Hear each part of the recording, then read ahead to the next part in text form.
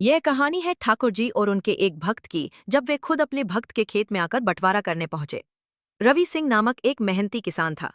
उसके पास खेत तो थे, पर 8 बेटाएं और एक बेटा चलते, इसलिए खेती में अधिकांश उपज खान पान के हिस्से निकल जाती थी। उसकी आय स्थिर नहीं थी और वो ऋण लेने पर मजबूर था। गांव वालों में भी अक्सर ये चर्चा थी कि रवि सिंह आगे चलकर अपनी संपत्ति ठीक से बांट पाएगा या नहीं। एक दिन रवि की तबीयत बिगड़ गई। उसे लगा कि जमीन के बंटवारे का संकट सिर उठाए खड़ा हो चुका है। बेटियां और बेटा, हर कोई चाहता था कि हिस्सेदारी सामने आए, लेकिन बिना निर्धारण के कैसे बांटेंगे। रवि ने उसी रात गहरी चिता लगाई। भगवान, जमीन की चिंता है, ऋण बढ़ रहे हैं, बेटों बेटियां उलझन में हैं। अगली सुबह जैसे किसी दिव्य प्रेरणा से ठाकुर जी का आभास हुआ। वो अक्सर रवि के घर में गायों के लिए सुबह दर्शन देते थे, लेकिन सच्चाई में वे देवदूत बनकर गांव में आते थे। एक शाम रवि जब खेत के बीच खड़ा अपने आप से लड़ रहा था, तभी दूर से एक सुरीली घंटी की बेला सुनाई दी। गांव वाले बोले, ठाकुर जी आ रहे हैं। लेकिन रवि ने ऊपर देखा, किसी ने कुछ नहीं बताया।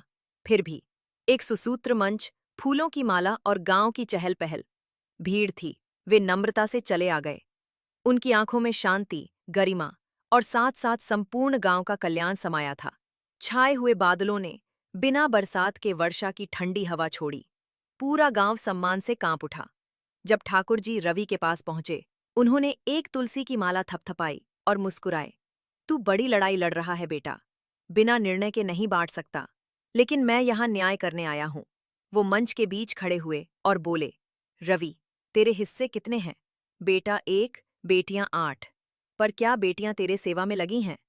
यह सुनकर एक एक करके बेटियां हाथ उठाकर हाँ में जवाब देती हैं। खेत में पानी डालती, गोबर जमाती, ऋण चुकाने में पिता के साथ थीं। ठाकुर जी ने सुझाया, बेटों के हिस्से 1/3, बेटियों को बाकी 2/3, लेकिन काम के हिसाब से, आगे पीछे नियमन। रवि को जीवन भर उपयोग का अधिकार, साथ ही ऋण चुकाने की उत्तरदायित्व। सबका बांटना। घर बार के लोग, बुजुर्ग, पंच, सबने सुना, सर झुकाया। बेटियां बोलीं, हम हमारी मेहनत से हिस्सेदार हैं। बेटा बोला, मैं भी भरपूर मेहनत करूंगा। ठाकुर जी ने प्रसन्न हो कहा, ऐसी समझदारी ही अगली पीढ़ी की पहचान होगी। 12 घंटे की कानूनी प्रक्रिया और पांचों के सामने दस्तखत बाद ठाकुर जी धीमे से मुस्कुराए।